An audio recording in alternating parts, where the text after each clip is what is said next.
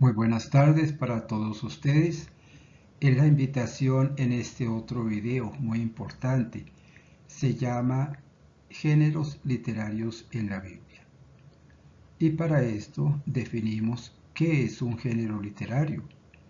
Es una narración escrita que relata o cuenta un hecho real o imaginario. Y están incluidos personajes que toman vida en espacios geográficos e históricos en tiempos determinados. ¿Qué es un hecho real? Es un suceso que puede ser comprobado como verdadero y cierto. Ejemplo, el nacimiento de Jesús, las batallas por la libertad de Simón Bolívar, la cascada del Salto de Tequendama. Hechos imaginarios son relatos o historias inventadas que no son ciertas y tampoco tienen sustento en la realidad. Ejemplo, el hombre araña, Batman, leyendas de Tarzán.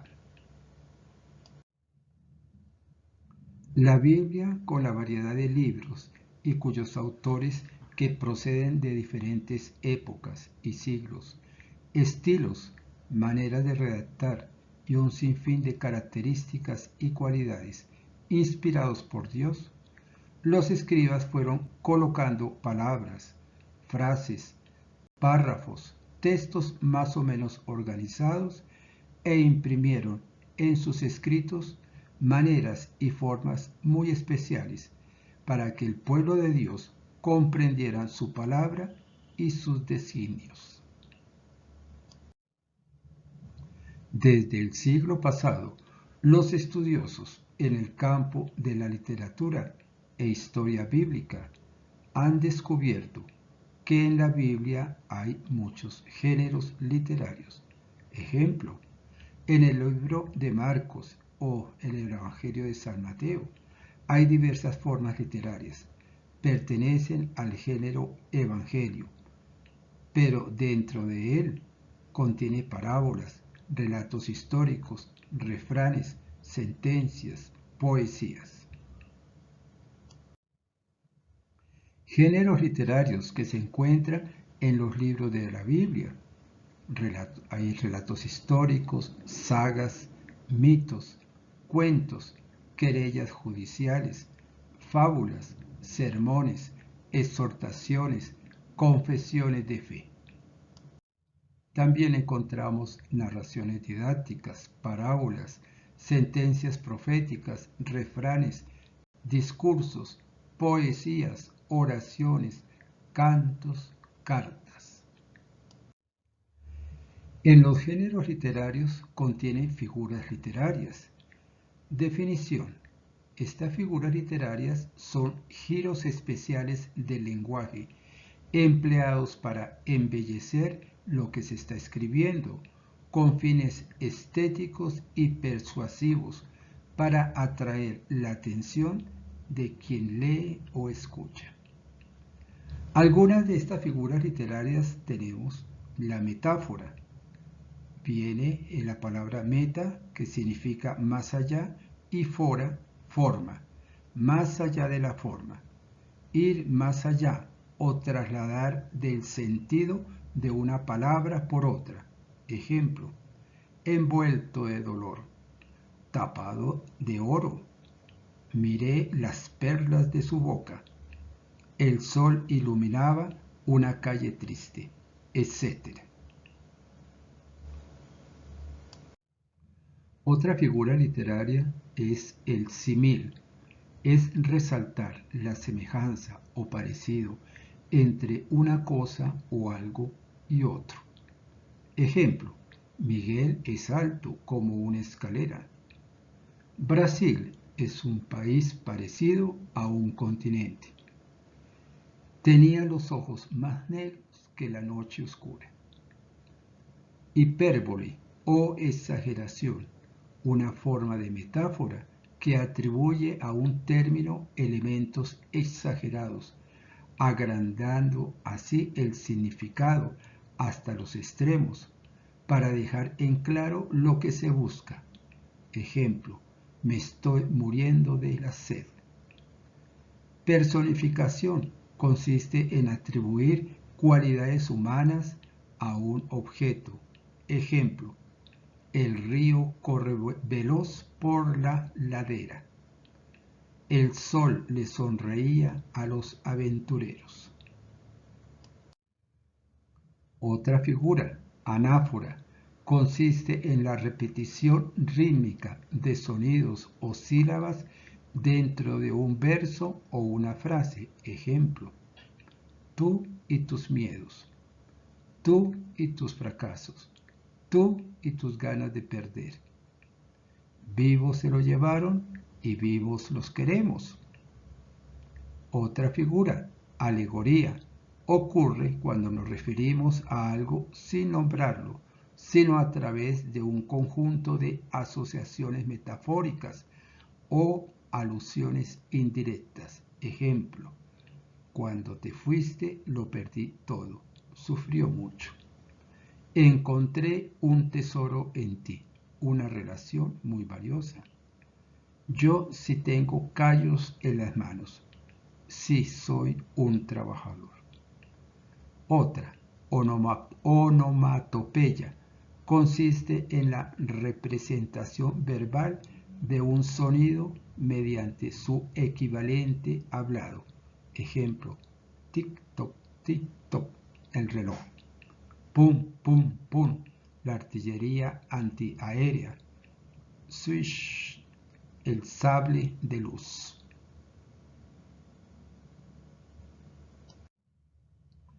Lo anterior es una invitación para superar la lectura fundamentalista.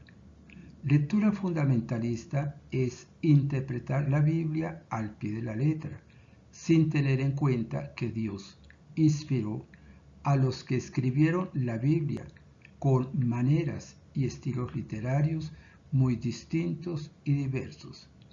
Dios permitió que la revelación apareciera en las diferentes etapas de la historia de la humanidad, en los diferentes lugares históricos y ambientes sociales, donde las personas se reunían a vivir y recordar los hechos y acontecimientos donde Dios les hablaba.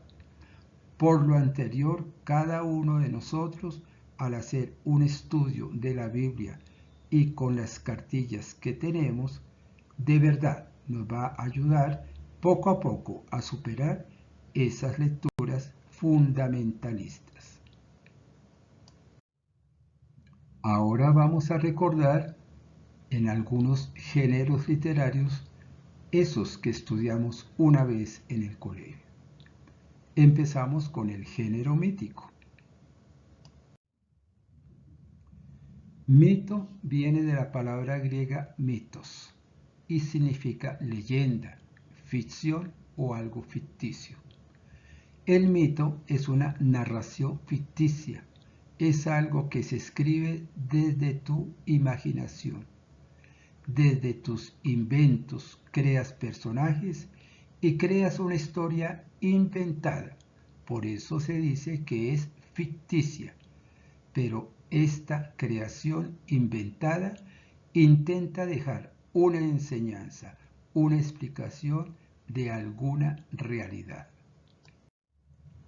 Los mitos tratan de explicarnos sobre el origen de las cosas y por lo general usan un lenguaje simbólico. Es una representación de lo que captan nuestros sentidos. Cuando yo con mi mente me imagino la bandera con los colores amarillo, azul y rojo, inmediatamente pienso en Colombia. En la Biblia hay mitos y no podemos tomarlos al pie de la letra ni hacer lecturas fundamentalistas, sino que es necesario interpretarlos. Por ejemplo, en el texto de Génesis capítulo 3, versículo 1 al 5, el escritor pone a hablar a la serpiente en el paraíso, con Eva. ¿Qué es lo que quiere explicar con este diálogo? Que yo sepa, las serpientes nunca hablan, pero el escritor la pone a hablar para lograr atención y persuasión y poner a prueba al ser humano y poder explicar lo que sería, en otras palabras, el pecado. Las narraciones míticas dan a la naturaleza características humanas. Por ejemplo, los animales y las plantas hablan. Veamos este ejemplo en el libro de los Jueces, capítulo 9, versículos del 8 al 15. Dios quiebra la inquebrantable voluntad de poder de un rey sanguinario. Los árboles se pusieron en camino para ungir a un rey que los gobernará. Entonces dijeron al olivo: sé tú nuestro rey. La página 45 y 46 de nuestra cartilla es muy importante leerla despacio para comprender y sacar algunas conclusiones. Esta figurita nos recuerda algunas películas en la televisión o en los cuentos, donde los animalitos hablan, los árboles, los ríos, las aves, etc. Todo esto pertenece a la parte de fábula y mítica. A continuación vamos a ver algunos géneros presentes en la Biblia. El género evangelio. La palabra evangelio significa buena noticia. San Marcos fue el primero que utilizó este género, que se caracteriza por tener un estilo de fe. La trama de la narrativa en los evangelios es episódica, es decir, son episodios breves donde se destaca la persona, vida y obra de Jesús, la de sus discípulos, de personajes como los fariseos y escribas, presencia del pueblo oyente o del que se beneficia de un milagro y con una organización redaccional más o menos clara. El género Midrash. Este género hace referencia a comentarios antiguos de los textos y libros de los maestros de la Biblia hebrea. El propósito de la literatura midrashica es explicar los textos bíblicos desde los puntos de vista ético y devocional.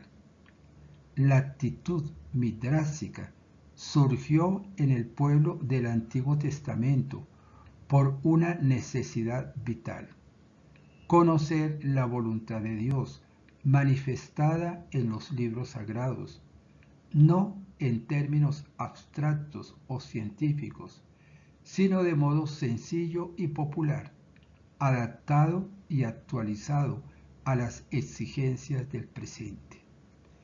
El término midrash deriva de la raíz hebrea drash, que significa buscar. Con este método se trata de buscar a Dios en la Escritura, el sentido de su palabra. El midrash es precisamente el instrumento de esa búsqueda del sentido perenne y siempre actual que tiene la palabra de Dios. Para complementar esta parte de este género, podemos mirar las páginas 49 y 50 de la primera cartilla. Sigue género epistolar o género de las cartas. En el Nuevo Testamento este género se hizo muy popular y bastante empleado como medio de comunicación. San Pablo y otros discípulos usaban este género literario. Veamos unas características. Primero, destinatarios son personas o comunidades concretas.